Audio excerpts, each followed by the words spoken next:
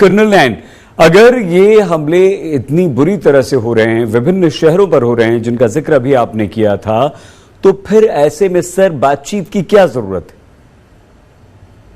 पहले तो सैयद भाई मैं माफी चाहूंगा कि मैं शायद नहीं, अरे ठीक है, अरे बिल्कुल ठीक है सर, बिल्कुल ठीक है, अरे बिल्कुल ठीक है सर, हाँ क्या जरूरत है सर, कैसे अपन कैसे इसको देखें सर, बातचीत को?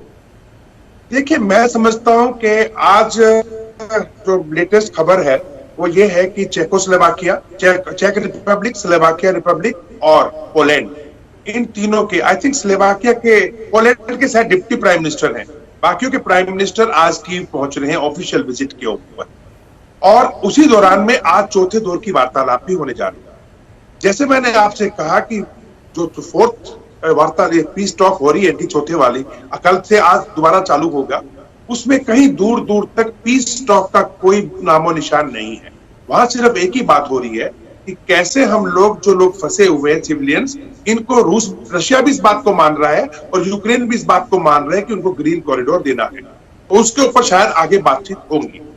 ये बातचीत कुछ आगे इसलिए नहीं बढ़ पा रही है क्योंकि जेलेंस्की का जो पूरा टीम है, देखिए सैयद भाई, वो अभी यहाँ पे कुछ और बोलते हैं कि हम लोग नेटो में जाना नहीं चाहते, हमने विचार छोड़ दिया और हमारा कोई लेना देना नहीं है, लेकिन उसी टाइम पे इतने जहरीले बाण पुतिन से लेकर के रशिया के ऊपर छोड़ रहे हैं कि हम उनसे आखिरी दम तक लड़ेंगे, हम उनको छोड़ेंगे नहीं, हम तैनात हैं, अपने वीडियोस निकाल रहे हैं पुरानी, अपने सेना को मोटिवेट करने के लिए।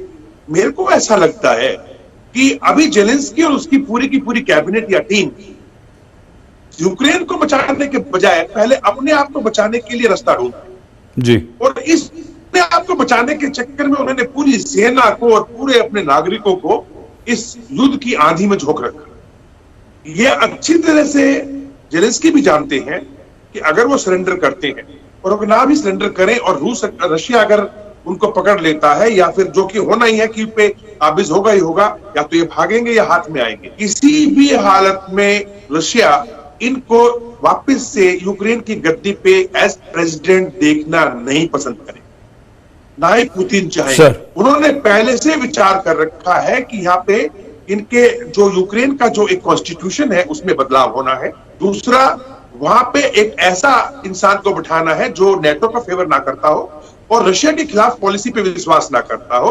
विक्टर यानुकोविच का एक नाम है जो कि 2010 से 2014 तक प्रेसिडेंट रहे हैं यूक्रेन के, और जो बाद में रशिया में शरण लेने के लिए चले गए थे क्योंकि वहां विद्रोह हो गया था बहुत बड़ा उनके खिलाफ वेस्टर्न कंट्रीज से अपना करार तोड़ने के लिए, तो उसका नाम आगे आ रहा है। उनको बेलारूस में भी देखा गया था। अब रही बात जो ये बाकी प्राइम मिनिस्टर्स आ रहे हैं यहाँ पे, मैं समझता हूँ ये सिंबॉलिक है। उसका कारण एक है सही, देखिए आज रशिया को जो लूज करना था, रशिया लूज कर चुका है।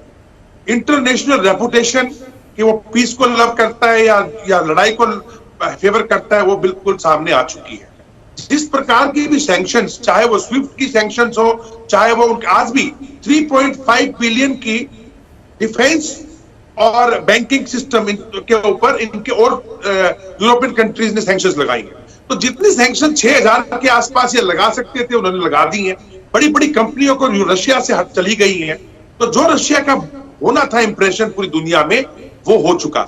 अब डर पोलैंड को, डर स्लोवाकिया को और डर चेक रिपब्लिक को यह लग रहा है कि क्या पुतिन यूक्रेन के बाद रुकेंगे या नहीं रुकेंगे, और अगर नहीं रुकेंगे तो फिर ये जो नेबरिंग कंट्रीज हैं, पोलैंड है, स्लोवाकिया है, चेक रिपब्लिक है, रोमानिया भी है, हंगरी भी है, तो ये लोग को इकट्ठा मिलकर के रेजिस्टेंस करना पड़ेगा। नंबर एक, हम बार बार कह रहे हैं कि नेटो कंट्रीज ये कहते हैं कि हम अपनी एक इंच जमीन को बचाएंगे। अमेरिका कह रहा है, आज एक्सरसाइज भी चल रही है उनकी, येलो सी में भी एक्सरसाइज नेवल कर रहा है, अमेरिका का फ्लीट कर रहा है। परंतु इतनी ताकत दिखाने के बावजूद जेलेंस्की को अकेला क्यों छोड़ रखा है?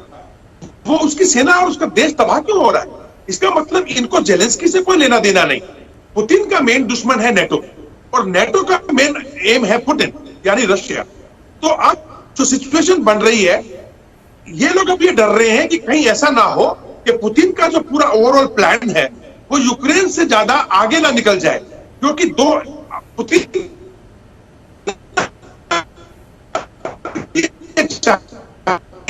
नेटो कि नेटो जो सही मायने में कितना आगे बढ़ सकता है।